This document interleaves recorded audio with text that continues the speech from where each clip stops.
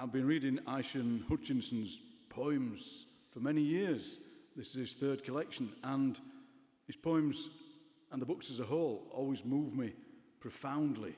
They make me think hard about who I am, about what poetry is, about what poetry can be. And it struck me that actually, when you've read School of Instructions, you think, well, why can't all history books be like this? Why can't all history books be written as long poem sequences? You would learn more. You'd learn more about nuance and about the different, the filigrees of history. So here are the stories of West Indian volunteers in British regiments in the First World War, but it's told in dense and elusive and charged and resonant, authentic layers of language. People know that my favourite word is palimpsest, and there's so many palimpsests of language and thought and ideas in here. And also, what did profoundly move me in the book was the use of numbers. There's long sequence where the numbers are in Roman numerals, that kind of decorous thing that Roman numerals are. And it made me think about numbers and how we present poems as numbers. It made me think about capital letters, the way that some parts of the poems are presented in capitals. There's a lot of numbers within the poems.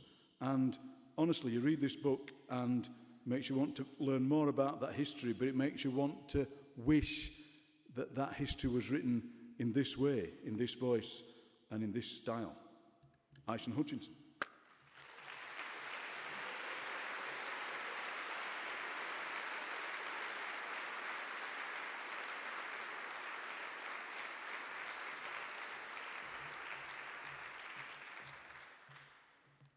Thank you very much. To the memory of those West Indian soldiers who fought in British regiments during World War I, especially those who perished in the mud and the sand of the desert during the Middle Eastern campaigns of 1916 to 1918, and to the veterans who returned to their islands to carry on the great work of independence from that country which had first sent them to their pain and death. This poem is engraved especially to the memory of those sons of Portland in eastern Jamaica, where their names are here etched not by devastature, but by investiture to the land and sea where they were born and their blood still echoes. E.M.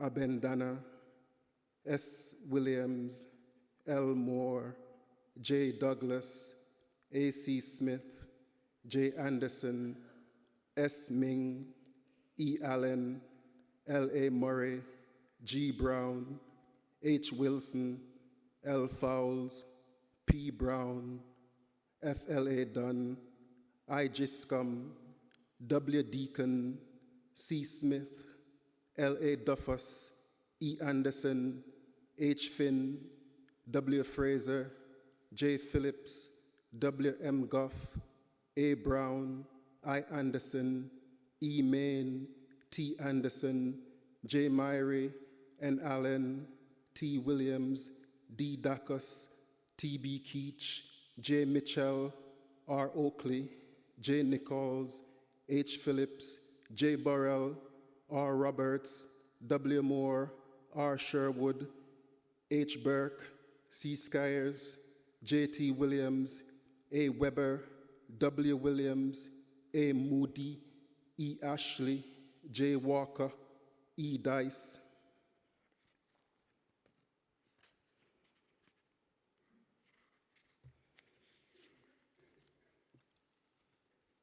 They shoveled the long trenches day and night, frostbitten mud, shell-shock mud, dung heap mud, imperial mud, venereal mud, malaria mud, hunbait mud, mating mud, 1655 mud, white flashes of sharks, Golgotha mud, chilblain mud, Caliban mud, cannibal mud, ha ha ha ha mud, amnesia mud, drapetomania mud, lice mud, pyrexia mud, exposure mud, aphasia mud, no man lands is every man's mud, and the smoking flax mud, dysentery mud, septic sore mud, hog pen mud,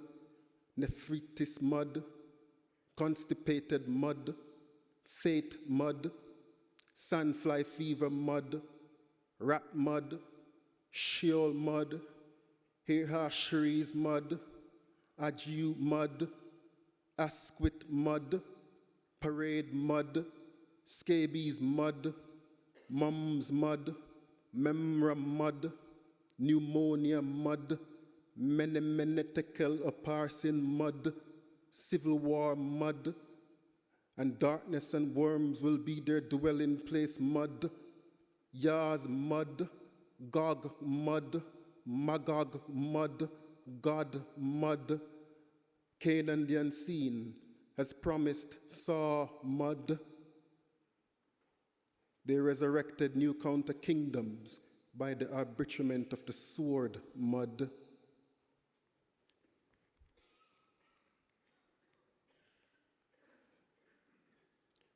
The moon was high up in Ramleh. The surrounding camps were bombed and machine gunned by enemy craft that visited nightly.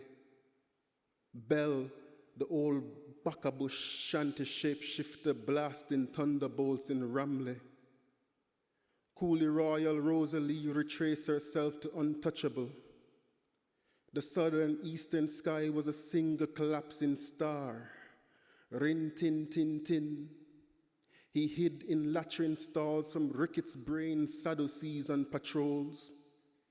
Nocturnal birds cried out, but only one died because they were hidden in the moon-darkened olive grove of Ramleh.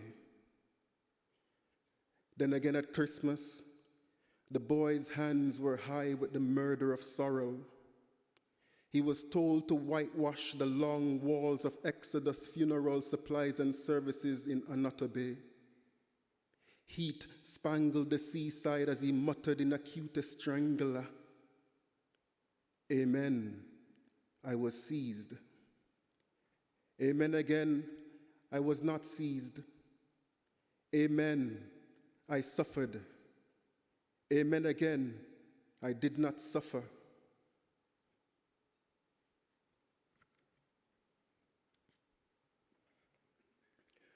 While butchery of souls blossomed in the desert, it was pitch dark night in Janash Corner when Godspeed shook his jam jar of fireflies. Blinky blinks burst in occasional sparks like fireworks going off faint and distant north of Gaza.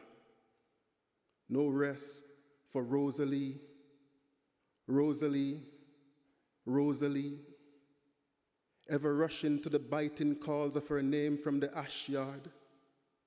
And this was the month the body of number 2021 Private W. Smart A. Boy was brought in by a party of cyanide police. Camp was surrounded by 2021 sungroses that could not be chased away. Number 1391 Private J. Fisher C-boy died pneumonia. Bismillahirrahmanirrahim. The battalion-less B-boy enchained for ill Irish. Bismillahirrahmanirrahim. Number 134 Private A.M. Harper D-boy died pneumonia. Bismillahirrahmanirrahim. A-boy proceeded to number 3 School of Military Aeronautics for course in aviation. Bismillahirrahmanirrahim. Number 6898 Private Ben C-boy died malaria. Bismillahirrahmanirrahim. Bismillahirrahmanirrahim. Bismillahirrahmanirrahim. Bismillahirrahmanirrahim. Thank you.